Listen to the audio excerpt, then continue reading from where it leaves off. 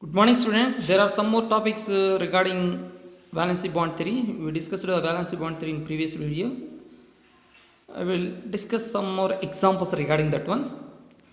First example is H2O. That means how covalent bonds are present or formed in H2O molecule. In H2O, here central atom is oxygen. This is central atom.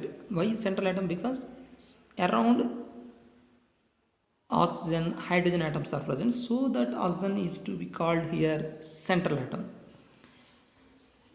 Its atomic number is 8 and its electronic configuration is 1s2 2s2 2p4. So this is orbital representation of oxygen atom. If you see this orbital representation, it contains two unpaired electrons in valence shell. Those unpaired electrons are responsible for covalent bond. If unpaired electrons are there, then only covalent bond will be formed. Number of covalent bonds is equal to number of unpaired electrons. If two unpaired electrons are present, it can form two bonds. If three are present, it can form three bonds. So unpaired electrons are responsible for the formation of covalent bond. See, in this molecule, oxygen is the central atom. It contains two unpaired electrons, and these electrons, these paired electrons, these paired electrons are called lone pair electrons. Lone pair. These are unpaired. So, what is the point? Oxygen contains two unpaired electrons and two lone pair of electrons in its valence shell. Next. Here hydrogens are present, two hydrogen atoms are present. We know that hydrogen electron configuration is how much? 1s1. So for other hydrogen also same configuration. So then how H2O will be formed? See, H2O, oxygen is the central atom. Its atomic number 8, electronic configuration 1s2 2s2 2p4.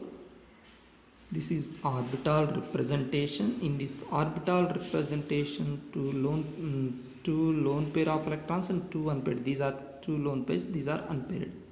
These are unpaired. These are lone pair. So what is the point here? Oxygen contains two unpaired and two lone pairs. So now we have to draw them. This is oxygen atom. It contains two unpaired electrons in which subshell? P subshell. P subshell having dumbbell shape. See, let us assume this is Py, this is Pz. In three-dimensional space, we can assume x is in any direction. We can assume. Not only this is x, this is also can be called x in three-dimensional. So this is Px, or this is Py, or this is Py, this is Pz.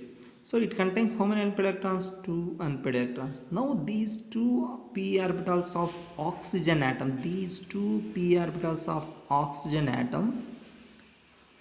can overlap with two s orbitals of hydrogen. Here two hydrogen atoms are there. In that hydrogen atoms, s orbitals are present. In that s orbitals, unpaired electrons are present. So these two p orbitals of oxygen atom overlaps with s orbital of hydrogen atom. S orbital of hydrogen atom. Then H2O molecule will be formed like this. It contains two lone pair of electrons. This it indicates lone pair. So it contains two lone pairs of electrons. Finally, H2O contains two covalent bonds. This is one bond. This is one bond. Here one more point is there, that is, this is bond angle. Bond angle means angle between two adjacent sigma bonds. These are sigma bonds. Angle between two adjacent sigma bonds are called bond angle. So according to valency bond theory, the bond angle between two sigma bonds is how much? 90 degrees. Next, here one more point is there. That is, this bond is formed by overlapping of p orbital of oxygen and s orbital of hydrogen. Nothing but sigma sp. This symbol is called sigma. This is also formed by overlapping of s orbital of hydrogen and p orbital of oxygen atom. So this is about H2O molecule. Next, one more example, NH3. In this case, nitrogen is the central atom because around nitrogen hydrogens are present. So its atomic number is so much 7. Its electronic configuration 1s2, 2s2, 2p3. Its orbital representation is like this. So what is the point here?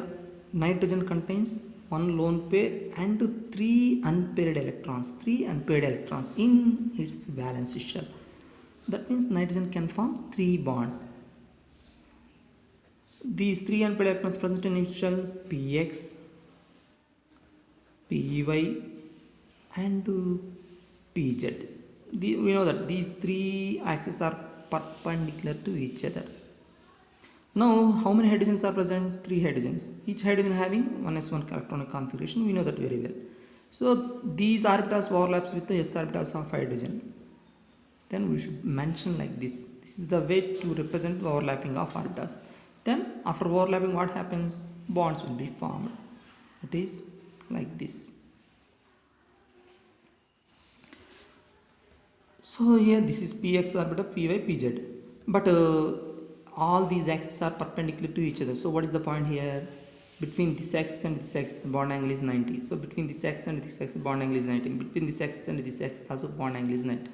Here we can't represent the 3-dimensional structure, but you have to assume like that. So here also bond angle is how much? 90 degrees. And one more point here, these bonds are formed by overlapping of s orbital of hydrogen and p orbital of hydrogen. S orbital of hydrogen, p orbital. So these are called sigma sp bonds. So that is the way to explain structure of formation of covalent bonds by valency bond theory. Next, one more example. BeCl2. In BeCl2, central atom is beryllium. Its atomic number is 4. Its electronic configuration 1s2, 2s2. But beryllium contain 2p vacant subshell. This is orbital representation. So in beryllium there is no unpaired electron in its valence shell. There is no unpaired electron in its valency shell. So it cannot form bonds. But here BeCl2 is formed already. We have to explain how it is formed. So what we have to do? Here beryllium forms 2 bonds with 2 chlorine atoms. That means beryllium should contain 2 unpaired electrons. So that one of the paired electron in this cell, not this shell, because excitation means lone pair becomes unpaired. That is called excitation here. Lone pair becomes unpaired. That is called excitation. That excitation takes place within same shell. 2s and 2p both are present in same shell. So that excitation takes place within same shell, so that the electronic configuration becomes like this. This is called first excited state electronic configuration. First excited state. This is called ground state. This is also called ground state. If lone pair becomes unpaired, that is called excited state. So in ground state electronic configuration of beryllium, there is no unpaired electron, but in first excited state, it contains 2 unpaired electrons. So these 2 unpaired electrons are responsible for formation of covalent bonds. So what is the point here? Beryllium can form 2 covalent bonds. So that beryllium contains 2 unpaired electrons in which subshell, which orbitals? S orbital and p orbital. So beryllium contains 1 s orbital and 1 p orbital. It contains 2 unpaired, 1 unpaired electron. Now this chlorine atomic number 17. Electronic configuration neon 3s2, 3p5. Here electronic configuration is, this is orbital representation.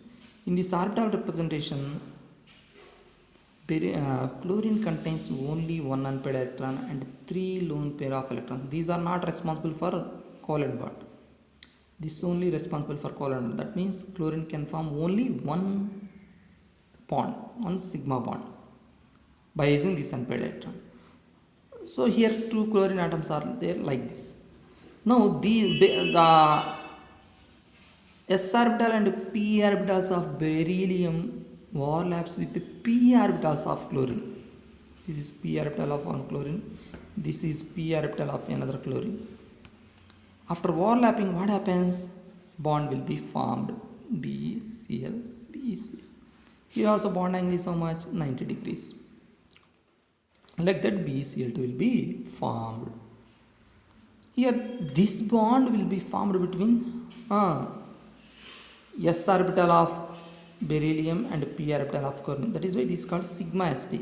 But this bond is formed between overlapping of p orbital of beryllium and p orbital of chlorine. This is very important point. Here all nature of bonds are same in previous cases. NH3 H2 nature of bond means here two bonds are formed by sigma sp. That means p orbital of oxygen and s orbital of hydrogen. Here also p orbitals of nitrogen and s orbital of hydrogen. But in this case, two bonds are present, but those two bonds are nature different. Their nature different because one bond is formed by overlapping of s orbital and overlapping of p orbital, but one bond is formed by overlapping of p orbital of beryllium and p orbital of chlorine.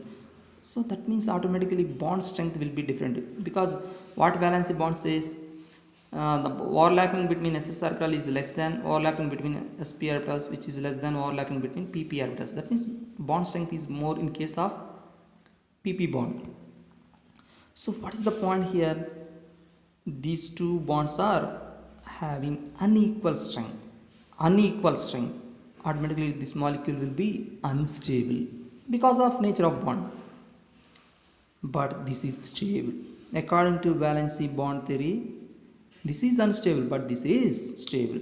So the stability of this type of, not only this molecule, there are so many molecules like this.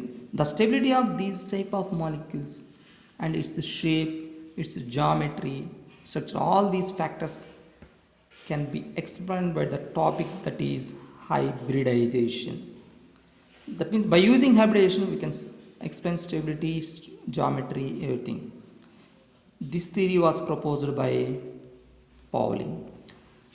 This is very important topic. In next video I will discuss about what is hybridization, how we can explain stability, bond angle, shapes of molecules. Thank you.